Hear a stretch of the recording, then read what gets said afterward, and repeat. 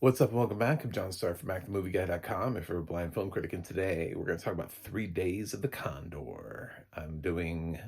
Continuing on with my Redford retrospective, where I'm catching up on some Redford titles so that I can talk about them since he recently passed. I believe it was a week ago today when I'm dropping this video. I've already put out several reviews. And this one I saw with audio description. We changed the game, changed it up a little bit. So it's my second time watching this movie, and I didn't remember the first, so it was like a whole new experience for me. Uh, it was. Not saying the movie's bad. I've seen thousands and thousands of movies. I'm not going to remember all of them. So Robert Redford stars. He pretty much is the biggest reason to watch this movie. Although I mean there are other cast members, but it's one of those movies where he's very much central, and the other people around him are largely supporting, uh, just based on the scenario. So he works at this. He works for a clandestine operation. His code name is Condor, and they work, they believe, for the CIA. I think it's the CIA that he says that he works for. Anyway, he's sort of just like an analyst. He's just like a desk guy. He's not a field agent, and we see him, and he meets. We see all of his little office and his people, and then one day somebody comes in, a hitman, and successfully just sort of wipes them all out, everybody but Redford. And so he comes in and sees the chaos, and he tries to call into his field agent and to home office and say, hey, come get me. Our cover's blown. I'm the only one left. But lest he not know that there is a conspiracy to also shut him up as well. So he ends up sort of on the run for, I will let you guess how many days. That'll be up to you. So he's going to, there's like a friend that he knows, because they're trying to bring him in. And so there's a friend of his that he actually met physically and would know them, like recognize them facially. So they use that guy temporarily to try to rope in the Condor, which does not go well. He ends up stealing this car, and he has this woman sort of trapped in her house, which of course in the 70s with Robert Redford leads to the one thing that it could possibly lead to: sex. It's sort of weird and uncomfortable, because it feels a little bit like Stockholm syndrome, but whatever. We'll move past it. It's fine. He's like, why haven't you asked me to untie your hands?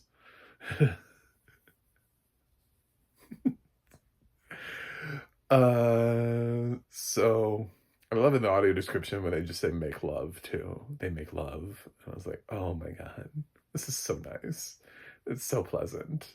It's very 70s. So, but yeah, it's kind of cool. It's a spy thriller, and it's done really well, and it's shot interestingly, and it has these really tense moments that are well earned. It builds up to an ending that feels earned. Everything here is done really well for its genre. So if you're younger, and I don't know how young you are. If you're in my generation, if you look at me and you're like, we look like we're about the same age, and you liked Enemy of the State, you'll like this. If you're younger than me, hello, welcome. My YouTube demographics say that I don't have you, but that would be nice. So stick around and click subscribe. apparently do not appeal to the I don't have enough Riz for the younger crowd.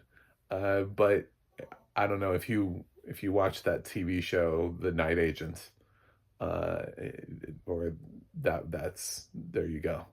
That's this uh, sort of. So we've done this before. I'm sure we did this before 3 Days of the Condor and after. It's just we keep doing this. But this is just done really well. So it's one of the better rewatches that I've had of a Redford movie going back through. Some of them have been for the first time. Definitely first time watch Great Waldo Pepper, just because when I searched Robert Redford on Netflix, I had two Netflix titles I had seen and that. And so I was like, well, I'm paying for it through my subscription. So, and then I saw Jeremiah Johnson on Tubi because, well, it's free. Uh, so, and Up Close and Personal because I own it. Ordinary People was on Amazon. Didn't have audio description though, but I had already seen that before. And now we're on to this day of, so check it out. Check out 3 Days of the Condor, and I think it's worth your time if you can find it with audio description. This is, I'm gonna give it a 7.7 out of 10. I know, it feels like I just, yeah, 7.7 out of 10. It's, I do like other Redford movies more, but yeah, this is a strong film. I don't, I've seen a couple of people who said this was their favorite Robert Redford movie, and I don't get that. That's the one thing that I would challenge. Like, I'm not trying to be a dick, but how is that answer not Butch Cassidy or All the President's Men at least? And I don't think this is. I mean, he's got some other sort of like sentimental movies. I know a lot of people like The Natural. I don't get why this would be number one. It's really hard for me to think that the number one Redford movie is not Butch Cassidy or All the President's Men. It has to be, right? So I've seen both of those movies, and they're both like all-timers. So even with Redford films that I like and love, I don't think there's a debate. Like, I can't think of a third film to put in there that he's in, not directing, but that he's in as being like, well, no, this one is better. No. So I'm hoping to get to those. We'll see. There are a lot of Redford movies, and I'm trying to also find the ones that I haven't seen with audio description to process. But I want to talk about 3 Days of the Condor. So there you go. That's what I got for you today. So check it out. Thanks for watching. Thanks for subscribing, and I'll see you guys on the other side.